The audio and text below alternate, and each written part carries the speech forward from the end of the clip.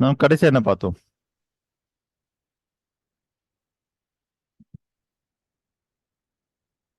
Mount மலை உறுதியாகவும் உயர்வாகவும். ம் ம் காற்றை பற்றியும் மலையை பற்றியும் பார்த்தோம் ஐயா. ம். காற்று வந்து இலகுவானது, எளிமையானது. மலை வந்து உறுதியானது, உயர்ந்து இருப்பது. ம். இத பத்தி பார்த்தோம் ஐயா. ம்.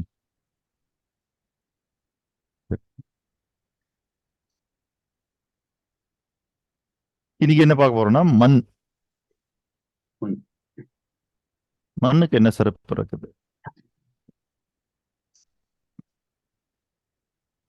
எதையும் உள்வாங்குவது. ம் அகழ்வாரை தாங்கும் நிலம் போல. அதேதாங்க ஐயா. தக்க வைத்துக் ஏன் கொள்வது. வந்து வள்ளுவர் வந்து ஏன் அகழ்வாரை தாங்கும் நிலம் போல் தம்மை இகழ்வார் பொறுத்தல் தலைன்னு மண்ணுக்கு ஒப்பாக சொல்றாரு? சார் நான் ஒரு 5:15 ரிலீவ் ஆயிடுறேன் சார். சரிங்கய்யா. ம் ம் அதை நம்ம தோண்டினா கூட என்ன பண்ணாலும் அது ம். ரியாக்ட் பண்றது இல்ல, பொறுத்துக்கிறது. யாரும் க்ளோஸ் பண்ணிட்டு வருவீங்களா இல்ல கண்டினியூ பண்ணுவீங்களா? எப்படிங்கய்யா? நீங்க வருவீங்களா 5:40 அப்புறம் இல்ல கண்டினியூ பண்ணுவீங்களா? எப்படின்னு தெரியலையே, மக்கள் என்ன சொல்றாங்கன்னு தெரியலையே. உங்களுக்கு ஒரு இது கேட்டு கேளுங்க, நீங்களே கேளுங்க. டாபிக் நல்லா இருந்தா வந்துடலாம். என்ன டாபிக்? ஈர்ப்பு விதியும் பணமும் வித்தியாசமான ஒரு தலைப்பு. அது எங்கேருந்து கிடைச்ச தகவலை ஃபுல்லா பேச போறேன். அது எவ்வளவு நல்லா இருக்குன்னு தெரியல, பார்க்கலாம். முயற்சி பண்ணுவோம், முயற்சி வெற்றி. அவ்வளவுதான். அதனால எல்லாரும் வாங்கன்னு அழைக்கிறேன். அவ்வளவுதான். 5:40 வரை இருங்க. 5:40க்கு மேல வந்த அப்புறம் 5:40க்கு தாங்க 45 தான் ஸ்டார்ட் ஆகும். சரிங்கய்யா.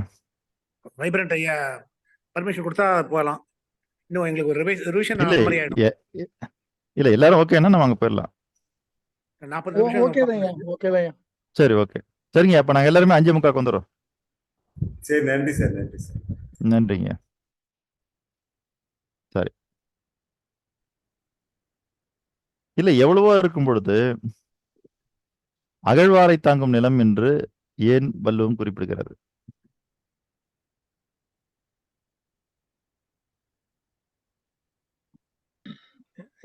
எதையும் தாங்கும் இதையும் அப்படி சொல்லலாமா சார்?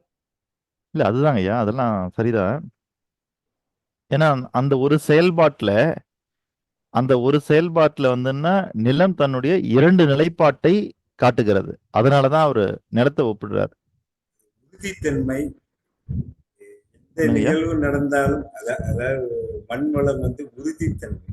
அதாவது இந்த ரெண்டுக்கு ஒண்ணு பொறுத்து கொள்ளுது, இன்னொன்னு பொறுமை. ஒண்ணு பொறுத்துக்குது, ரெண்டாவது நீரை தருகிறது. எப்படிங்கய்யா? ஒண்ணு அகழும் போது ம். பொறுத்துக்குது, ரியாக்ட் பண்றது. ம். ரெண்டாவது ம். அகழ்ந்தா கூட அதுக்கு பதிலா என்ன கொடுக்குது? நீரை கொடுக்குது மனிதனுக்கு. அது ஒரு 10 பூதத்துல ஒரு பூதம்.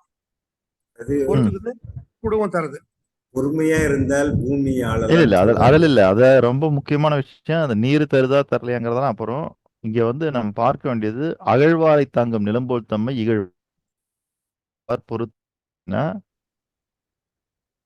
ஒரு மனிதன் நம்மளை இகழும்போது நம்ம என்ன பண்ணுவோம்னா உடனே ரியாக்ட் பண்ணுவோம். இப்ப யாரோ ஒருத்தர் உங்களை அடிக்க வராங்கன்னு வச்சுக்கோங்க, நம்ம என்ன பண்ணுவோம்? ஒண்ணு அடிக்கிறது தடுப்போம், அவரை தள்ளி விடுவோம். இந்த இடத்துல யார் ஒருத்தர் பூமியை வெட்டுறாரோ, அவர் விழாம தாங்குது. சரிங்களா? இல்ல அவரை முதல்ல தள்ளணும், இல்ல தடுக்கணும். வெட்டுறதுல இருந்து தடுக்கணும். அது வெட்டுறதுல இருந்து தடுக்கவும் செய்யல. புரியுதுங்களா? 2வது அவர் வெட்டுவதற்கு அதுவே தாங்கி நிற்கின்றது. புரியுதுங்களா? வெட்டுவதை தடுக்கவும் செய்யல. நாம என்ன பண்ணுவோம்? நம்மள அடிச்சா இல்ல நம்மள ஏதாவது பண்ணா நம்ம வந்து ரியாக்ட் பண்ணி அதை தடுப்போம். அந்த மாதிரி இதை என்ன பண்ணுன்னா தடுக்கவும் செய்யல. 2வது அவர் தன்னைத்தான் வெட்டுகிறார் என்று தெரிந்தும் அது தாங்கி நிற்கின்றது அவரை. அப்போ அவர் வெட்டுவதற்கான அந்த செயல் உறுதியாக நடைபெறுவதற்கு அது தாங்கி நிக்கிறதும் ஒரு காரணம். பொறுமை. புரியுதுங்களா? அதுதான் அங்க பார்க்க வேண்டியது. அது 2 நிலைப்பாட்டுல இருக்குது. ஒன்று, வெட்டுபவரை தள்ளவும் செய்யல. 2வது, அது உறுதியாக அவரை தாங்கி நிற்கின்றது. அதனால்தான் அவர் பூமியை சொல்றாரு. அகழ்வாரை தாங்கும் நிலம்போல் தம்மை இகழ்வார் பொறுத்தல் தலை. இதே நீங்க ஒரு மரக்கிளையில உட்கார்ந்து வெட்டிட்டு இருக்கீங்கன்னா, அந்த கிளை முறிஞ்சதுன்னா சேர்ந்து நீங்களும் விழுந்துருவீங்க. அது உங்களை தாங்கி நிக்காது. ஆனா இதே இந்த பூமி என்ன பண்ணுது பாருங்க. வெட்டும் பொழுது உங்களுக்கு கீழே தள்ளவும் செய்யல. அதே நேரத்துல நீங்கள் வெட்டுவதற்கு உங்களுக்கு துணை புரிந்து அது தாங்கி நிற்கவும் செய்கின்றது.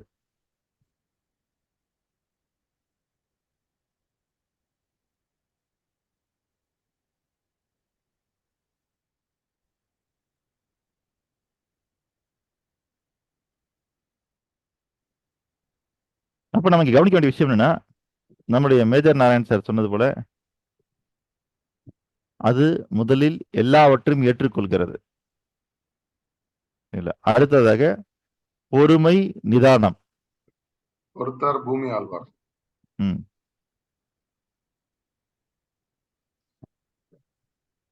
நல்ல ஒரு திரைப்படத்துல என்எஸ்கேவுக்கும் எம்ஜிஆருக்கும் நடுவுல வாக்குவாதம் வந்து பாட்டுல ஓடும். சரிங்களா? அதுல தானத்தில் சிறந்த தானம் என்ன தானம்? நிதானம். கோதானம், கன்னிதானம், அன்னதானம், இந்த மாதிரி பல தானங்கள் உண்டு தானத்தில். ஆனால் எல்லா தானத்தை விட சிறந்த தானம் நிதானம். அப்ப இந்த இடத்துல செல்வந்தர் ஆனவர்களிடம் இருக்கக்கூடிய மிக உயரிய பண்புகள்ல ஒன்று, அவர்களுடைய வாழ்க்கையில நிதானமே பிரதானம். பல பேர் இன்னும் ஏன் அந்த மாதிரி ஆகல அப்படின்னா, அவங்க கிட்ட நிதானம் இல்லை.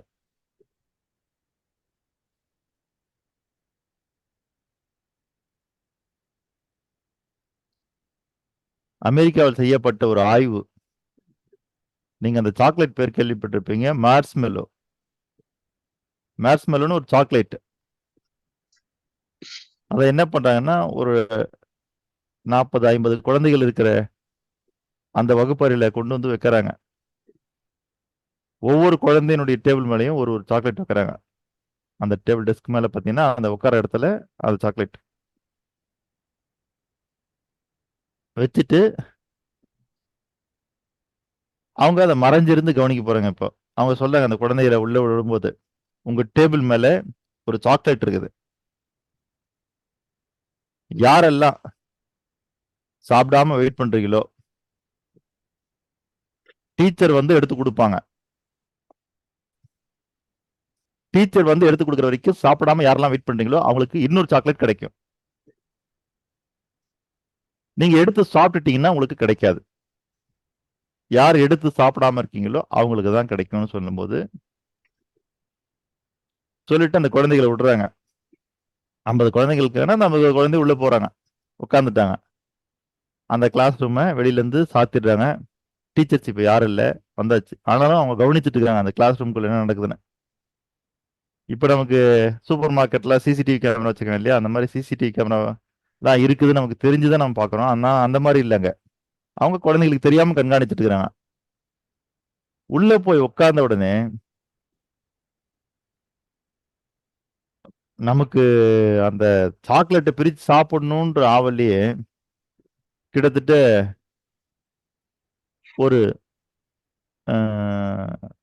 20-25 குழந்தைங்க, கிட்டத்தட்ட 50% குழந்தைங்க வந்துன்னா அதை எடுத்து சாப்பிட்றாங்க. மீதி கொஞ்சம் குழந்தைங்க வெயிட் பண்றாங்க. அதுலயும் அடுத்த ஒரு 5 குழந்தைங்க கொஞ்ச நேரம் வெயிட் பண்ணி பார்த்துட்டு அதுங்களும் நிதானம் இல்லாம எடுத்து சாப்பிடுதுங்க. இன்னும் கொஞ்ச நேரம் வெயிட் பண்றாங்க. இன்னொரு 5 குழந்தை. இப்ப பச்சு மொத்தம் ஒரு 35 குழந்தையாச்சு. இன்னமும் கொஞ்ச நேரம் வெயிட் பண்றாங்க. இன்னொரு 5 குழந்தை சாப்பிட்றாங்க. ஒரு 40 குழந்தையாச்சு. கிட்டத்தட்ட இதுக்குள்ளார 1 மணி நேரம் ஆயிடுச்சு. 1 மணி நேரத்துக்குள்ளார அந்த 25 குழந்தைங்க இல்லாம இன்னொரு 15 குழந்தைங்களும் அந்த சாக்லேட் சாப்பிட்டாச்சு. ஒரு 10 குழந்தைங்க மட்டும் வெயிட் பண்றாங்க. எவ்வளவு நேரம் வெயிட் பண்ணாங்கன்னா எவ்வளவு நேரம் டீச்சர்ஸ் வருவதுக்கு வரலையோ அது வரைக்கும் வெயிட் பண்றாங்க. அப்போ 1 மணி நேரத்துக்குள்ளவே அடுத்த 15 குழந்தைங்க சாப்பிட்டாச்சு. இன்னொரு 1 மணி நேரம் வெயிட் பண்ணி பாக்குறாங்க. 2 மணி நேரம் கழிச்சு தான் டீச்சர் வராங்க. அவங்க வந்து எடுத்து கொடுத்து தான் இந்த 10 குழந்தைங்க சாப்பிட்றாங்க. அதனால அவங்களுக்கு இன்னொரு அடிஷனலா சாக்லேட்ஸ் கொடுக்குறாங்க. சரி, இந்த ஆய்வு வந்து இதோட முடிஞ்சிருச்சா அப்படின்னா இல்ல. இது குழந்தையில நடக்குது. இந்த ஆய்வு அப்படியே அவங்க எடுத்து வச்சிருக்காங்க. எடுத்து வச்சுட்டு இந்த ஆய்வு எப்போ கம்ப்ளீட் பண்ணாங்கன்னு கேட்டீங்கன்னா, அவர்கள் வளர்ந்து பெரியவனான பிறகு அவங்க எல்லாம் என்னென்ன மாதிரியான ஜாபுக்கு போயிருக்காங்க அப்படின்றதெல்லாம் பாக்குறாங்க. அப்போ அவங்க வந்து இவங்க இந்த குழந்தை தன்மையிலே இருக்கும்போது என்னென்னலாம் அடைய போறாங்கன்னு சொன்னாங்க இல்லையா, அதெல்லாம் அவங்க நோட் பண்ணி வச்சிருக்காங்க. திரும்ப அவங்க பெரியவர்களான பிறகு 30, 35 வயசுக்கு பிறகு போய் அவங்கள போய் பாக்குறாங்க. அந்த 50 பேரையும் போய் பாக்குறாங்க. பார்த்தால் இந்த 40 பேர் இருக்காங்க இல்லையா, அவங்க எல்லாம் அவங்க நினைச்ச மாதிரி அந்த இடத்துக்கு போல. அதுல அந்த 25 பேர் எடுத்த உடனே சாப்பிட்டாங்க பாருங்க, அவங்க எல்லாம் ஒரு சாதாரணமான வாழ்க்கையை வாழ்ந்துட்டு இருக்கிறாங்க. அடுத்து அந்த 15 பேர் இருக்காங்க பாருங்க, அவங்க அதுல எப்படி ஒரு 1/4 மணி நேரத்துக்கு ஒரு தடவை அவங்க எடுத்து சாப்பிட்டாங்களோ அந்த தன்மைக்கு ஏற்ற மாதிரி அவங்க வாழ்க்கையில அவ்வளவுதான் டெவலப் ஆயிருக்காங்க. ஆனா இந்த 10 பேர் வாழ்க்கையில மிக உயர்ந்த இடத்துக்கு போயிருக்காங்க. இதுதான் அந்த ஆய்வினுடைய முடிவு. அதுக்கு பேர் அதுன்னா மார்ஸ் மெலோ சர்வேவோ என்னமோ சொல்லுவாங்க. இந்த சாக்லேட் ஆய்வுக்கு பேரு சார் ரொம்ப சாக்லேட்டோட ஃபேமஸ். பேரு மார்ஸ் மெல்லோவா? ஆமாங்க ஐயா. இந்த மார்ஷ்மெல்லோங்கிறது பஞ்சு மிட்டாய் போல இருக்கும். அதான் நம்ம ஜவ்வு மிட்டாய் மாதிரி இருக்கும். அதோட ஜவ்வு ரொம்ப மிட்டாய் மாதிரி இருக்கும். நம்ம அதோட ரொம்ப இனிப்பானது, ரொம்ப ம். சுவையானது. அது வாயில பட்டா அப்படியே டக்குன்னு கரைஞ்சிரும். அதாவது இந்த வைக்கிறாங்க. தூத்துக்குடியில விற்கிற மஷ்ரூம் மாதிரி, இது மக்ரூன் மாதிரி, மக்ரூன் மாதிரி. அந்த மாதிரி. அப்போ அந்த டெஸ்ட் அவங்க வந்து என்ன சொல்றாங்கன்னு கேட்டீங்கன்னா, குழந்தையில யார் யாரெல்லாம் அந்த பொறுமை காத்து நிதானமா இருந்தாங்களோ அவங்க எல்லாம் வாழ்க்கையில நிதானமாக உயர்ந்து இருக்கிறார்கள். இப்போ செல்வந்தர் ஆவதற்காக பல பேர் இங்க வந்திருக்காங்க இல்லையா, வந்து காணாம போறாங்க. கிட்டத்தட்ட நான் இந்த 3.5 வருடங்கள்ல ஒரு 3000 பேருக்கு மேல பார்த்துட்டேன். யார் கூடவும் நான் டிராவல் பண்ண முடியல.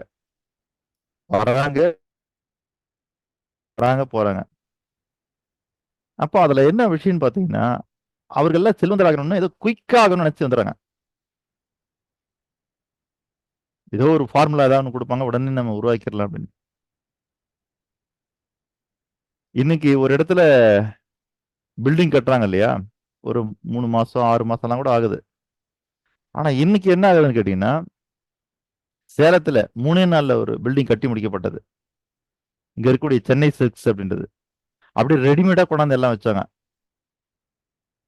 அப்ப மக்கள் எல்லாம் பார்த்தது, பரவாயில்லையே 3 நாள்ல கட்டிட்டாங்கன்னு. அது கூட பல பேர் சொன்னாங்க, 3 மாசம் 6 மாசத்துல கட்ட வேண்டிய ஒரு பில்டிங்க 3 நாள்ல கட்டிட்டாங்க அப்படின்னு.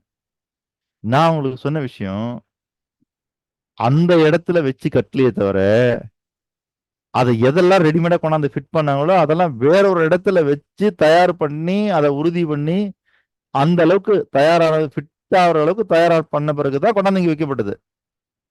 சென்னை ஐஐடி தானே சார் அது மாடல்? சென்னை ஐஐடி தான் அந்த பில்டிங். ஆமா ஐயா, ஆமா ஆமா. அப்ப மக்கள் எல்லாம் நினைக்கிறது அந்த இடத்துல அது தயார் பண்ணப்படலை தவிர வேற இடத்துல. வெற்றி அந்த மாதிரிதான். நாம ஒருத்தர் கண்ணால பார்க்கும்போது 3 நாள் வேலைகள் தான் நம்ம கண்ணுக்கு தெரியும். ஆனா அதுக்கு முன்னாடி 30 நாள் வேலையோ 300 நாள் வேலையோ வேற எங்கேயோ நடைபெற்று இருக்கும். அதை நம்ம பாக்குறது இல்ல. அதனால அடடா 3 நாளே இது உருவாயிடுச்சுன்னு. சில பேர்லாம் அப்படிதான் ஓவர் நைட்ல ஒபாமா ஆயிட்டாங்க. அப்படிலாம் ஆக முடியாது. அந்த ஃபுட்பால் இல்ல 17 ஓவர் வருஷம் நைட்ல பிராக்டிஸ் பண்ணாரு சார். ஆமா 17 இயர்ஸ் ஃபுட்பால். கண்டிப்பா. அவர் அதான் சொன்னார், எப்படிங்க நீங்க ஓவர் நைட்ல ஃபுட்பால் மேட்ச்ல இப்படி உலக புகழ் பெற்றுட்டீங்கன்னு. இல்ல ஓவர் நைட்ல இப்படி புகழடைவதற்காக நான் என்ன பண்ணிருக்கேன், என்னுடைய வாழ்க்கையில 17 ஆண்டு காலத்தையும் இல்ல கிட்டத்தட்ட 140 நாட்களையும் செலவு பண்ணிருக்கேன். அப்ப அது உங்களுக்கு தெரியாது. இதனுடைய பொருள் என்னன்னா ஓவர் நைட்ல அடையல அப்படிங்கிறது தான். இன்னைக்கு எத்தனை பேருக்கு பணக்காரனா ஆகணுன்ற ஆசை இருக்குது தவிர, ஆனா அந்த நிதானம் இருக்கிறதானா இல்ல.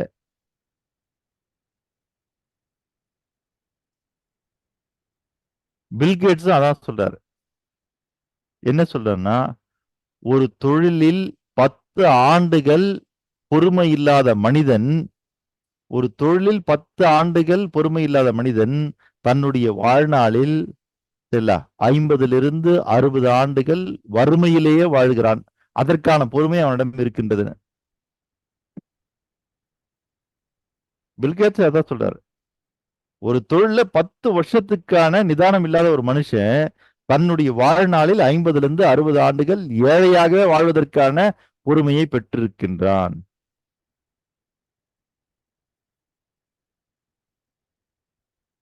அப்ப பூமி கிட்ட இருக்கிற தன்மை இந்த குறள்ல சொல்வது போல்தான். அகழ்வாரை தாங்கும் நிலம்போல் தம்மை இகழ்வார் பொறுத்தல் தலை.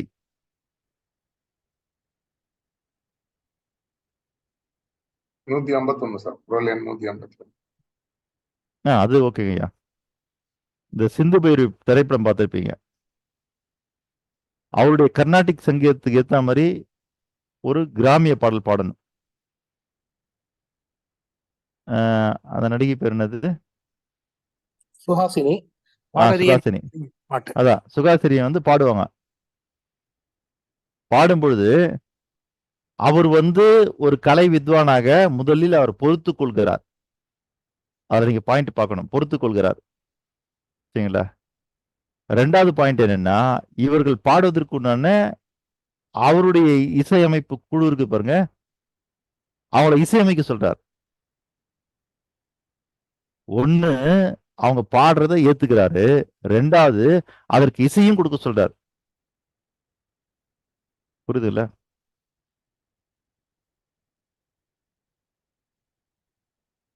அதே போலதான் வாழ்க்கையில் ஒரு வெற்றியாளர் இருக்க வேண்டும். உங்களை எதிர்த்து ஒரு விமர்சனம் வருகிறது என்றால் அதை பொறுத்து கொள்ள வேண்டும். 2வது விமர்சிப்பவருக்கு வசதியாக அந்த விமர்சனத்தை உங்களை விட வந்து சேர்க்கும் அளவிற்கு அவருக்கு வசதிகள் நீங்கள் செய்து தர வேண்டும்.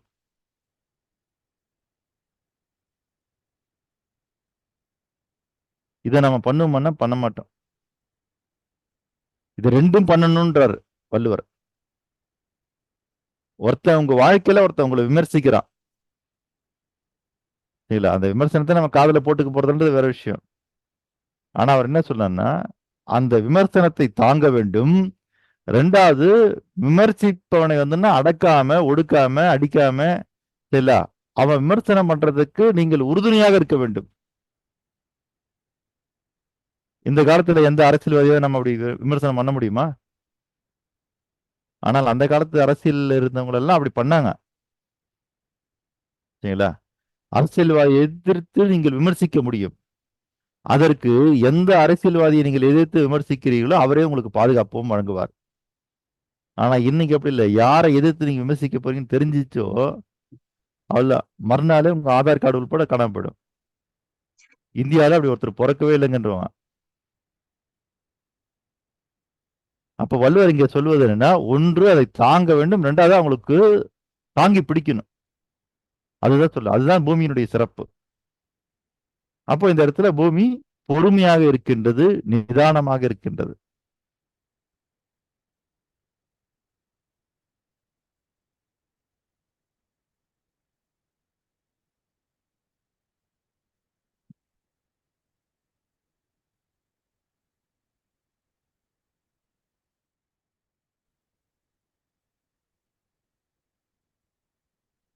சரிங்களா? அப்போ 1 பொறுமை, 2 நிதானம். இந்த 2 தன்மையும் நாம் மனதோடு இணைக்கப்பட வேண்டும்.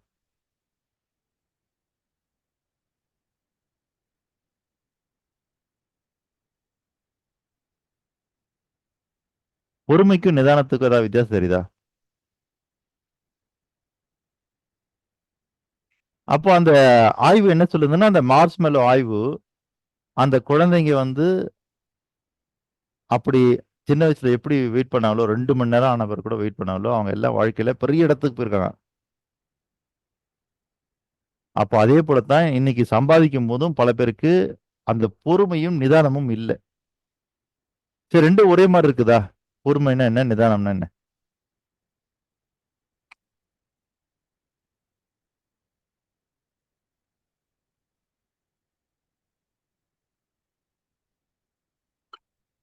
பொறுமைன்றது வந்து தன்னுடைய டேர்ன் வர வரலாம் பொறுமையா வெயிட் பண்றது. நிதானன்றது வந்து ஆக்ஷன் பண்ணும்போது ஆஹ், நிதானமா வேலை செய்யணும்.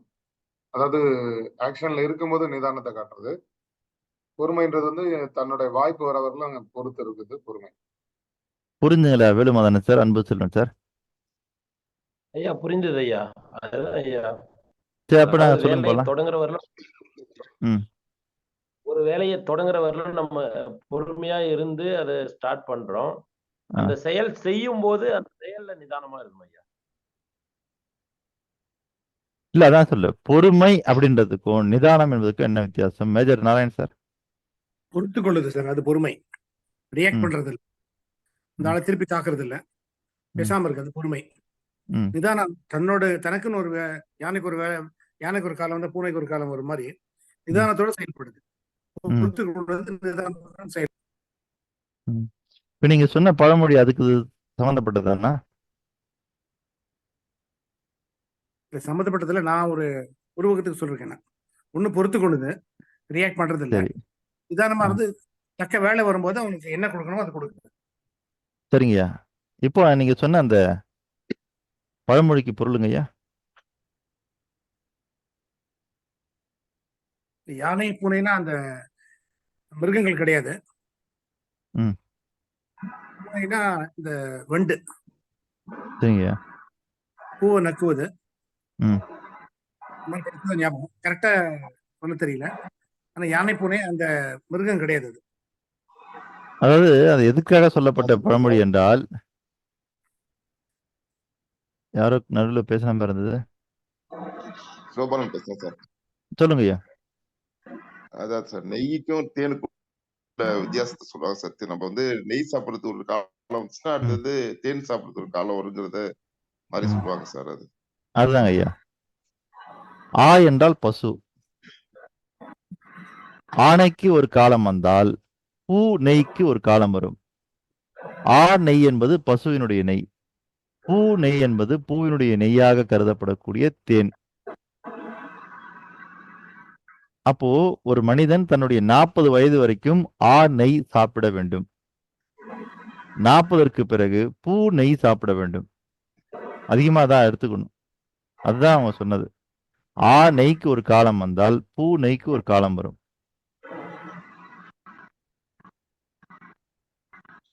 சரி, ஓகே. ராஜசேகர் சார் சொல்லுங்க. சார் இதை பத்தி ஒரு சின்ன அது ஒரு ஜோக் மாதிரி சொல்றாங்க. நான் இது சம்பந்தப்பட்டது. யானைக்கு ஒரு காலம் பூனைக்கு ஒரு காலம் அப்படின்னா, யானை அந்த காலத்துல வந்து மன்னர்கள் வந்து யானைப்படை வச்சிருந்தாங்க சார்.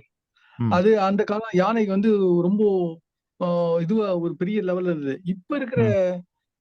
ஆட்சியாளர்கள் வந்து பூனைப்படை வச்சிருக்காங்க. பூனைப்படை வச்சிருக்காங்க. ம். அதனால அந்த காலம் அந்த அப்ப வந்து பூனை ம். ஒண்ணு சொல்லிச்சான், உங்க அப்ப காலம் இப்ப எனக்கு காலம் அப்படி சொல்லிச்சான். ம். அதுதான். சரி. அப்போ இந்த பொறுமை, நிதானம் என்பதை நம்ம எப்படி பார்க்கலாம்னு கேட்டீங்கன்னா, ரியாக்ட் அண்ட் ரெஸ்பான்ஸ் இதற்குள்ள இடைவெளி தான் பொறுமை அண்ட் நிதானம். ரியாக்ட் பண்றதுன்னா என்ன, ரெஸ்பாண்ட் பண்றதுன்னா என்ன?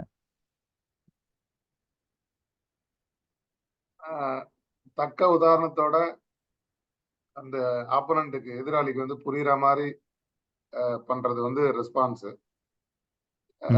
எதை பத்தியும் கவலைப்படாம இமிடியேட்டா அதுக்கு வந்து பதில் சொல்றது வந்து ரியாக்ட் பண்றது. அதுதான். பொறுமை என்பது ரியாக்ட், நிதானம் என்பது ரெஸ்பான்ஸ். சார் அது சூட் ஆகாது சார். பொறுமை நிதானம் வந்து ஏன்னா ரியாக்ட் வந்து பொறுமை இல்லாததானே அவங்க உடனே ரியாக்ட் பண்றாங்க. பொறுமை இல்லாம தான் சார் ரியாக்ட் பண்றாங்க. ஆனா இந்த இடத்துல பொறுமை அப்படிங்கிறது என்னன்னா, நீங்க பண்றதுதான். நீங்க பொறுமை இல்லாம ரியாக்ட் பண்றது வேற சார். சரிங்களா? அதாவது பொறுமை இல்லாததான் அவங்க ரியாக்ட் பண்றாங்க. ஆனா பொறுமையா ரியாக்ட் பண்றது இருக்குல்ல, பொறுமையா ரியாக்ட் பண்றது இருக்கு. நீங்க உடனே டக்குன்னு ரியாக்ட் பண்றதும் ரியாக்ட் தான், ஆமா பொறுமையா ரியாக்ட் பண்றதும் இருக்கு இல்லையா? இந்த இடத்துல பொறுமை அப்படிங்கிறதுன்னா நீங்க ரியாக்ட் பண்றதுக்கு சமம். ரெஸ்பான்ஸ் அப்படிங்கிறது நீங்கள் நிதானமாக இருப்பதற்கு சமம்னு சொல்றேன். ஓகே ஓகேங்களா? பொறுமை இல்லாம தான் அவங்க ரியாக்ட் பண்றாங்க. ஆனா நாம வந்து அந்த பொறுமை இல்லாம ரியாக்ட் பண்றதுக்கு சமமா சொல்ல வரல. பொறுமைங்கிறதுல என்ன இருக்குன்னு கேட்டீங்கன்னா, ரியாக்ட் பண்றதோட முடிஞ்சு போச்சு. ஓகே சரிங்களா? ஆனா நிதானம் அப்படிங்கிறது என்னன்னா, அது உங்கள் வாழ்க்கையினுடைய பிரதானம். அது ரெஸ்பான்ஸ் பண்றதுக்கு ஈக்குவல் அது. ஓகேங்களா? இப்போ உங்களுக்கு அந்த ஆங்கிலத்துல சொல்லும்போது ரியாக்ட் பண்றதுக்கும் ரெஸ்பான்ஸ் பண்றதுக்கும் உள்ள வித்தியாசம் புரியுதுல்ல? அதுதான். இப்போ அதான் அந்த சிந்து போயிற காட்சி எடுத்துக்கிட்டீங்கன்னா, அவங்க பாட கேட்கறாங்க, அவங்க பாடுறாங்க. பாடுறதை இவர் ஏற்றுக்கொள்வது பொறுமையாக இருப்பது. அப்புறம் என்ன பண்றாரு? வாத்திய கருவி இல்ல, அவங்களுக்காக வாசிங்கன்றாரு. அது தன்னுடைய நிதானத்தை காட்டுகிறது. புரியுதுங்களா? அதுதான். அப்போ இது ரெண்டும் நம்ம கிட்ட இருக்கணும். ஒன்று பொறுமை, 2 நிதானம். 3வது நம்ம மேஜர் நாராயண் சார் சொன்னாரு. ஐயா அதை ஒரு தடவை சொல்லுங்க.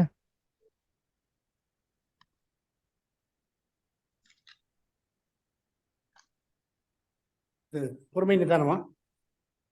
இல்லைங்க, இன்னொன்னு சொன்னீங்க. நீங்க ஃபர்ஸ்ட் எடுத்த உடனே சொன்னீங்க பூமின்னு சொன்னோன்னே. ஒண்ணு பொறுத்து கொள்ளுது, முதல்ல பொறுத்துக்குது, அப்புறம் தாங்குது. பொறுத்தும் ஓகே. பூமியால். ஆனா அதுக்கு முன்னாடி ஒரு வார்த்தை சொன்னீங்க. வாரி வழங்குது, நீரை கொடுக்குது. அதெல்லாம் இல்ல. எடுத்த உடனே அதான் சொன்னீங்க. பொறுத்தவன் பூமி ஆளணும் ஐயா. இல்ல. 1 பொறுமை, 2 நிதானம், 3 ஏற்புத்தன்மை. அது எல்லாவற்றையும் ஏற்றுக்கொள்கிறது. ஐயா முதல்ல அங்கதான் ஆரம்பிச்சாங்க.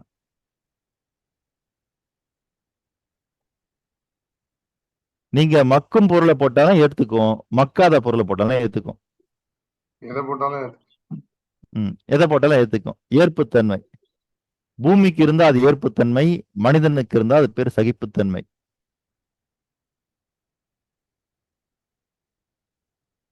புரியுதுல்ல? நீங்கள் வாழ்க்கையில் வெற்றியாளராக மாறுவதற்கு, பணக்காரனாக மாறுவதற்கு உங்களுக்கு ஒரு சகிப்புத்தன்மை வேண்டும். ஆனா இன்னைக்கு தொழிலாளியா இருக்கிறவங்க கிட்ட பாத்தீங்கன்னா அந்த சகிப்புத்தன்மையே கிடையாது. 10 மணிக்கு கடை மூடுற நேரம், அந்த நேரத்துக்கு ஒருத்தன் வந்து நிப்பான். உடனே கடை மூட போறாங்க, நாளைக்கு வாங்க போங்க அப்படின்னுவான். அதே முதலாளியா இருந்தாருன்னா இருங்க அப்படின்னு வேலையை தொடங்குவார். அதாவது எக்காரணமும் சலிச்சுக்க கூடாது. இன்னைக்கு பல பேர் தன்னுடைய தொழில்ல, வேலைகள்ல முன்னேறாமல் இருப்பதற்கு மிகப்பெரிய ஒரு பெரிய காரணம் எது என்றால் சலிப்பு. சரிங்களா? அப்போ சலிப்புத்தன்மை இருக்கணுமா? இல்ல, சகிப்புத்தன்மை இருக்க வேண்டும்.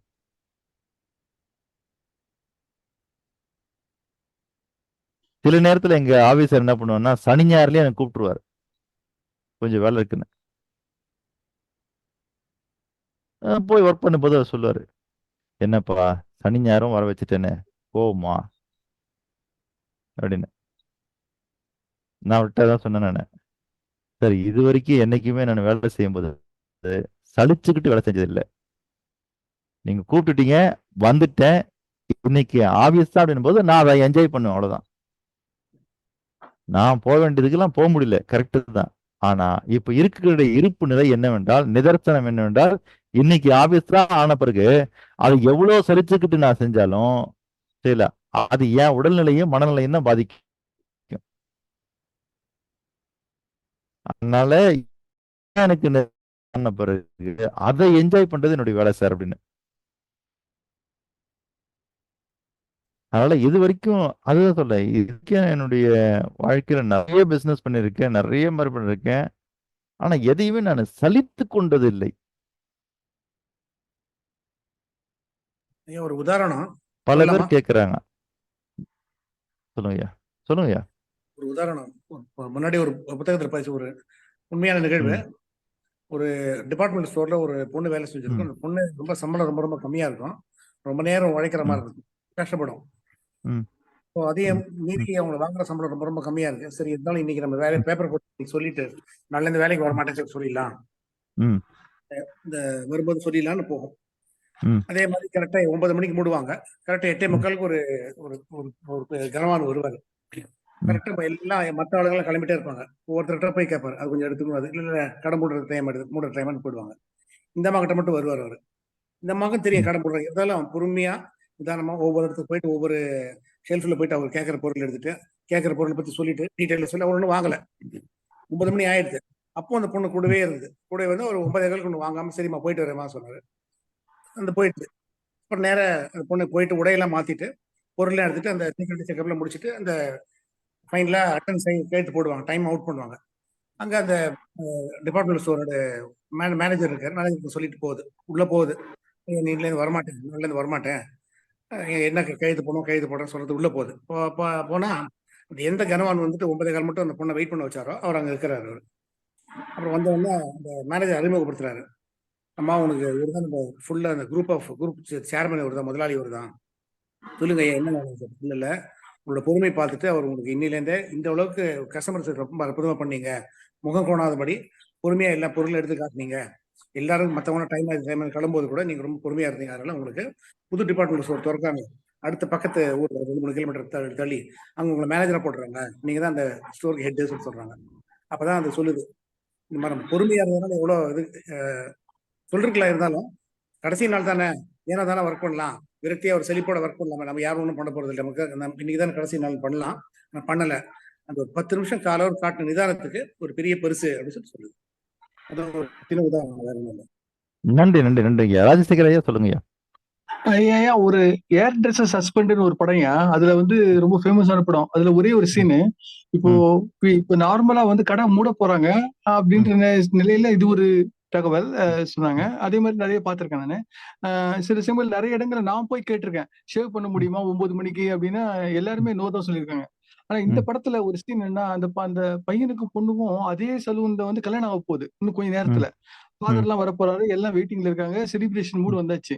அப்போ வந்து ஒண்ணும் தெரியாத ஒரு நாட்டுப்புறத்துல இருந்து யாரோ ஊர்ல இருந்து வரான்னு வச்சுங்களேன். அவன் வந்துட்டு கொஞ்சம் சேவ் பண்ண முடியுமா ரொம்ப ரெக்வஸ்ட் கேட்கறான். எல்லாரும் போன்னு துரத்துறாங்க.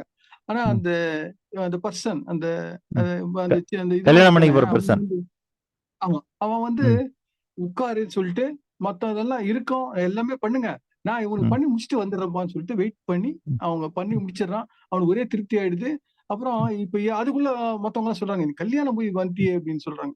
அவன் வந்து பெரிய பணக்காரன்னு தெரியாது அவங்களுக்கு யாருக்கும். ஏழைன்னு நினைச்சிட்டு இருக்காங்க. அவன் ஒரு பெரிய அமௌண்ட் வந்து இது மாதிரி கல்யாண தட்சணை இது மாதிரி குடுத்துறான் அவனுக்கு அன்பளிப்பு மாதிரி. அதான் ஜஸ்ட் அந்த கதையை சொல்லணும்னு தோணுச்சு. நன்றி நன்றி நன்றிங்க. சார் படம் பேரை சொல்லுங்க. படம் பேர் ஏர் ட்ரெஸ்ஸர் சஸ்பெண்ட். ஏர் ட்ரெஸ்ஸர் சஸ்பெண்ட். ஏர் ட்ரெஸ்ஸர் சஸ்பெண்ட். நான் மெசேஜ் அனுப்புறேன். Okay thank you. ஓகேங்களா? அப்ப நம்ம பூமியிடமிருந்து கற்றுக்கொள்ளக்கூடிய 3 தன்மைகள் என்னன்னு பார்த்தீங்கன்னா, 1 பொறுமை, 2 நிதானம், 3 சகிப்புத்தன்மை. அதாவது ஏற்றுக்கொள்ளும் தன்மை.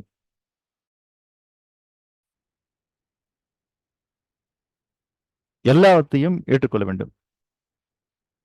அப்படி இப்ப இருக்கிற இந்த வாழ்க்கையின் நிதர்சனம் இதுதான் அப்படின்னு யார் ஏற்றுக்கொள்கிறார்களோ அவர்கள் தான் அடுத்த நிலைக்கு செல்ல முடியும். பல பேருக்கு தன்னுடைய இப்ப இருக்கக்கூடிய நிலையை ஏற்றுக்கொள்ளவே முடியாது. இப்ப இருக்கிற வேலையை ஏற்றுக்கொள்ள முடியாது, செய்யற தொழிலை ஏற்றுக்கொள்ள முடியாது, இருக்கிற இடத்தை ஏற்றுக்கொள்ள முடியாது. அதுக்கு சங்கடப்பட்டு சரிப்படைச்சு பேசிக்கிட்டே இருப்பாங்க, புலம்புவாங்க. அப்படிலாம் இல்லாம இன்னைக்கு இதுதான் லைஃப் அப்படின்னு யார் நம்ம ஏத்துக்கிறோமோ அவங்களுக்கு தான் நாளைக்கு பிரம்மாண்டமான வாழ்க்கை காத்து கொண்டு இருக்கிறது. அதுக்காக ஏத்துக்கணும் அப்படின்னா அதை ஏத்துக்கிட்டு இவ்வளவுதான் வாழ்க்கைன்னு வாழணும்னு சொல்ல வரல. இன்னைக்கு நிதர்சனம் இதுதான், ஆனா நாளைக்கு நான் அந்த இடத்துல இருப்பேன் அப்படின்னு நீங்க தான் நகரணும். ஆனா இன்னைக்கு இருக்கிற வாழ்க்கைய அதுக்காக நான் மறைக்கூடாது. புரியுதுங்களா? பல பேரு ஆமா ஐயா 5:45 நம்ம அங்க போயிடலாம். சரி சரி சரி. அப்போ பல பேர் என்ன பண்றாங்கன்னா பகட்டான வாழ்க்கையை வாழ்வதற்காக நிறைய பொருள்லாம் இறல் வாங்கி பயன்படுத்துவாங்க, பார்த்துருப்பீங்க. எங்கேயாவது ஒரு விசேஷங்களுக்கு போகணும்னா நம்ம கிட்ட இல்லைனாலும் பரவாயில்ல, அடுத்தவங்ககிட்ட வந்து வாங்கி போட்டுட்டு நம்மளை ஒரு ஆடம்பரமா காமிச்சிக்கணும்னு. அப்ப அதெல்லாம் என்னன்னு கேட்டீங்கன்னா, இப்போ இருக்கிற நிலையை ஏற்றுக்கொள்ள முடியாம தான் அவங்க அப்படி பண்றாங்க. ஆனா நீங்க நல்லா பாருங்க, இன்னைக்கு பெரிய பெரிய செல்வந்தர்களா இருந்தவங்கலாம் ஒரு காலத்துல நம்மளை விட கீழான வாழ்க்கை வாழ்ந்தவங்க. நம்ம அந்த நிலைமைக்கு போறதுக்குலாம் நம்ம தயாராகவே இல்லை. சரிங்களா? இன்னைக்கு தமிழ்நாட்டில் இருக்கக்கூடிய ஒரு மசாலா, சக்தி மசாலா, சரிங்களா, இன்னைக்கு எவ்வளவு பிரம்மாண்டமா அது பண்ணிட்டு இருக்காங்க. ஆனா ஒரு காலத்துல அவர் வந்து ஈரோட்டை சேர்ந்தவர். ஈரோடு மஞ்சள் மார்க்கெட், மஞ்சளுக்கு விலை நிர்ணயிக்கக்கூடிய மார்க்கெட் எதுனா ஈரோடு மார்க்கெட்டு. அப்படிப்பட்ட ஒரு லெவல்ல வந்துட்டு அவருக்கு திருமணம் முடிச்சு வைக்கிறாங்க. அப்போ அவரு அது சம்பந்தப்பட்ட வியாபாரங்கள்லாம் பண்ணணும். அப்பதான் முதல்ல அவர் தொடங்குறாரு. என்ன தொடங்குறாருன்னா, பொருள் எல்லாம் அப்படியே வித்து தான் பழக்கம். மக்கள் தான் கொண்டு போய் அரைச்சுக்கோங்க. அப்ப அந்த சிரமத்தை குறைக்கிறதுக்காக முதல்ல மிளகாத்தூள், மஞ்சத்தூள்லாம் அரைச்சு கொடுக்குறாரு. அவரு கொண்டு போய் பிசினஸ் பண்றாரு. அப்புறம் அவங்க மனைவியும் சொல்றாங்க, இல்ல இல்ல நானும் வரேன்னு.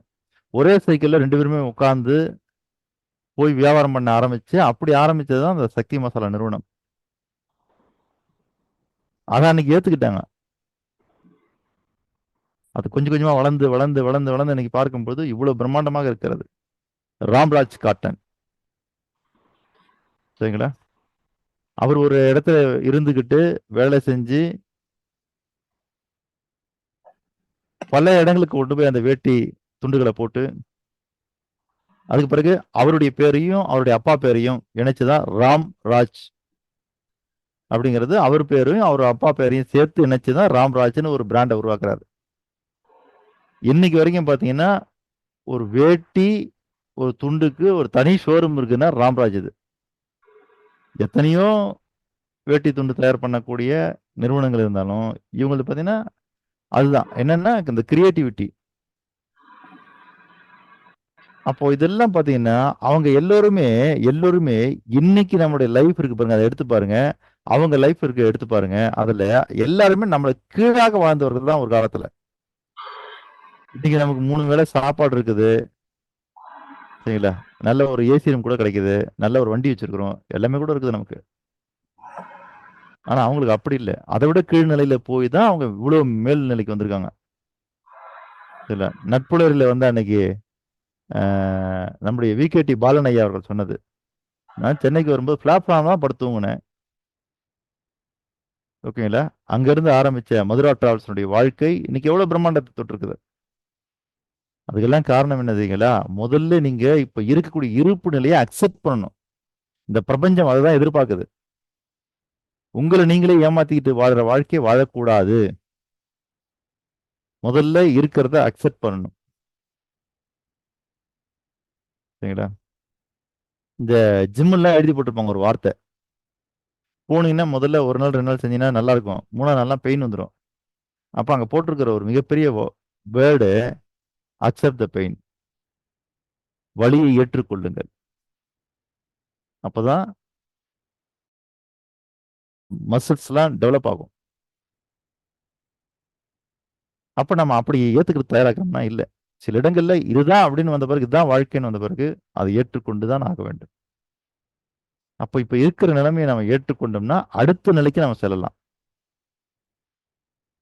புரியுதுங்களா? சார் இப்ப கடைசியா சொன்னீங்களா அந்த வார்த்தை சொல்லுங்க சார். இதுதான் வாழ்க்கை ஏதோ சொன்னீங்க. அதான் அக்செப்ட் த பெயின். அதான் இப்ப இருக்கிற நிலைய நீங்க முழுமையாக நீங்கள் ஏற்றுக்கொண்டீர்கள் அடுத்த நிலையை அடையலாம். ஏன்னா பல பேர் எப்படி வாழ்ந்துட்டு இருக்காங்கன்னா, இருக்கிற நிலை ஒன்று, ஆனா அவங்க மனசுக்குள்ள அதை ஏத்துக்காம வாழ்ந்துட்டு இருக்கிறாங்க. அதனாலதான் அவங்களால அடுத்த நிலைக்கு போக முடியறது இல்ல. சரி, மணி 5:43 ஆயிடுச்சு. உங்களுடைய கருத்துக்களை தான் சொல்லலாம். அப்ப இன்னைக்கு பார்த்தது பூமி கிட்ட இருக்கிற 3 பண்பு. 1 பொறுமை, 2 நிதானம், 3 அந்த ஏற்புத்தன்மை என்று சொல்லக்கூடிய சகிப்புத்தன்மை. அந்த பொறுத்தார் பூமி ஆழ்வார் அதுக்கு ரிலேட்டட் எதை ஒட்டி அதை சொன்னாங்க? அதாங்க பொறுத்தார் பூமி ஆழ்வார். இல்ல அது அது எதுல இருந்து வருது? இப்போ நீங்க சொன்னீங்களா பூனை, ஆனை, ஆ. அந்த மாதிரி எதோட கனெக்ட் ஆகுது? எதோட கனெக்ட் ஆகுது? அது பெரிய கதையெல்லாம் சொல்லணுமே, இப்ப நேரம் இல்லையே.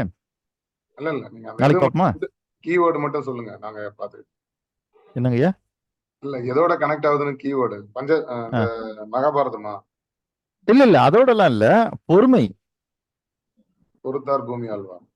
இல்ல, பூமி ஆழ்வார் இல்ல. அதான் சொல்ல, இந்த கீவேர்டு இப்ப நம்ம பேச ஆரம்பிச்சோம்னா நிறைய நேரம் தேவைப்படும். ஓகே ஓகே, நாளைக்கு பார்ப்போம். சரிங்களா? ஓகே. மற்றொரு கருத்து தான் இருக்குதா? ஒரு நிமிஷம்.